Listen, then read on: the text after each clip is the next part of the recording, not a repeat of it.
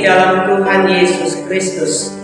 Pembacaan kita hari ini terdapat dalam Yeremia pasal 13 ayat 1 sampai 14 dengan tema memelihara hidup yang setia dan taat kepada Tuhan.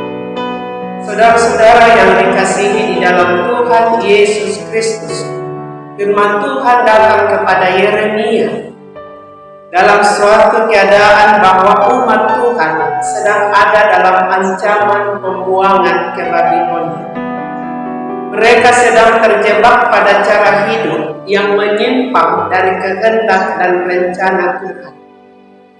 Konsekuensi untuk taat dan setia kepada Tuhan tidak lagi dilaksanakan secara penuh, tetapi mereka melakukan penyembahan kepada ilah-ilah lain yang dijalani berbarengan atau berdampingan dengan penyembahan kepada Tuhan. Karena itu Yeremia bernubuat dengan menggambarkan bagaimana keadaan umat Tuhan seperti yang terungkap dalam ayat 1 sampai 11 tentang ikat pinggang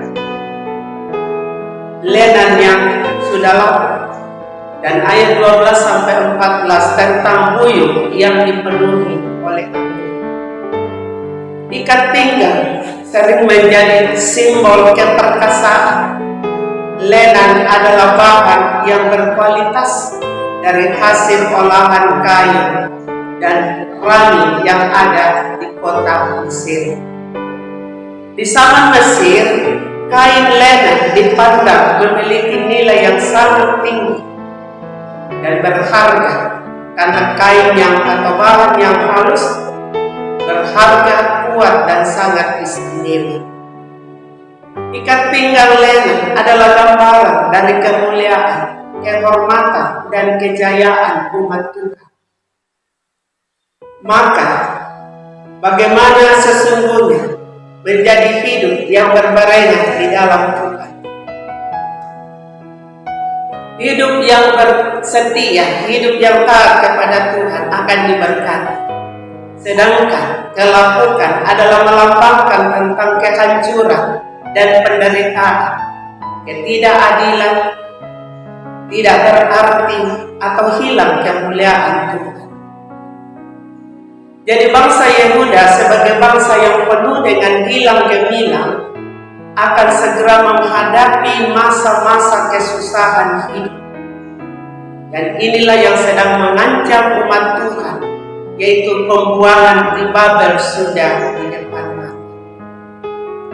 Itu berarti semua kebanggaan dan kesombongan yang ada selaku umat Tuhan, maka kita harus berpikir bahwa Tuhan selalu berkenan atas kehidupan mereka.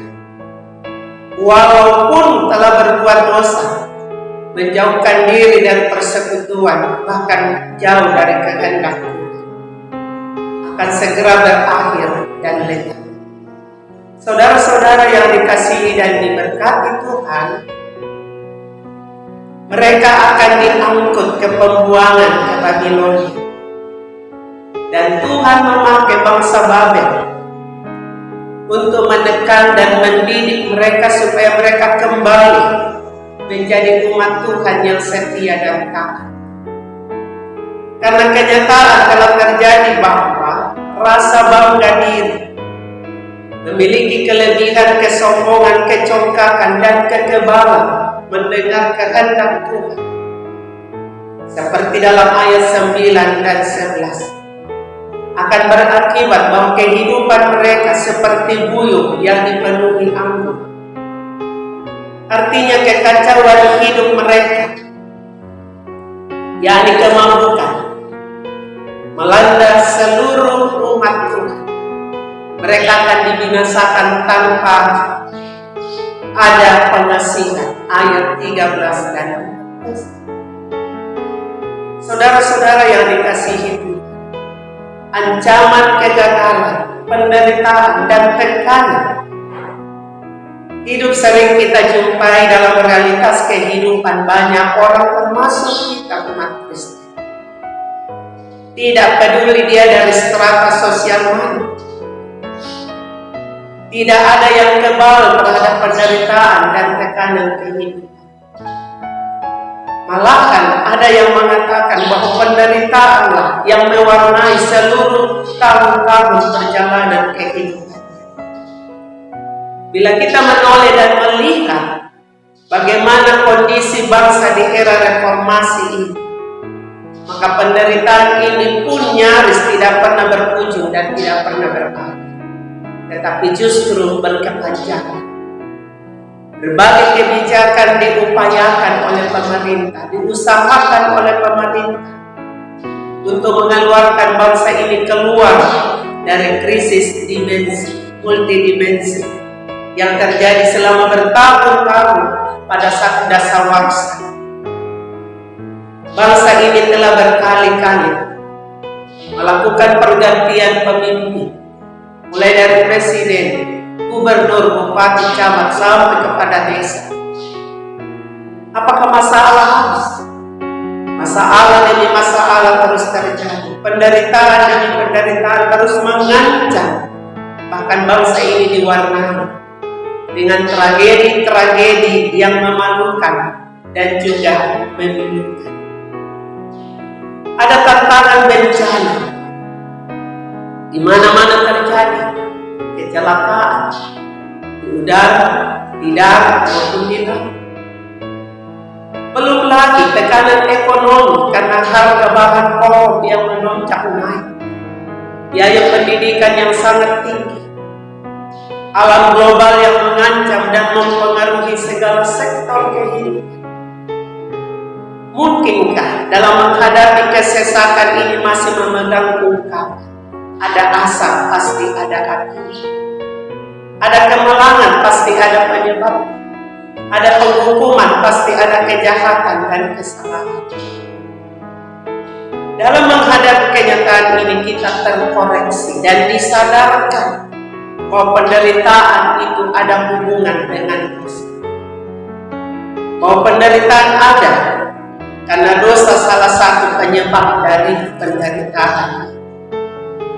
Oleh karena itu, di tengah-tengah kehidupan kita sehari-hari, aktivitas kita, usaha, pekerjaan, dan semua yang kita lakukan termasuk dalam pelayanan sekalipun, kita diingatkan untuk menyadari akan semua realitas yang terjadi dalam hidup ini.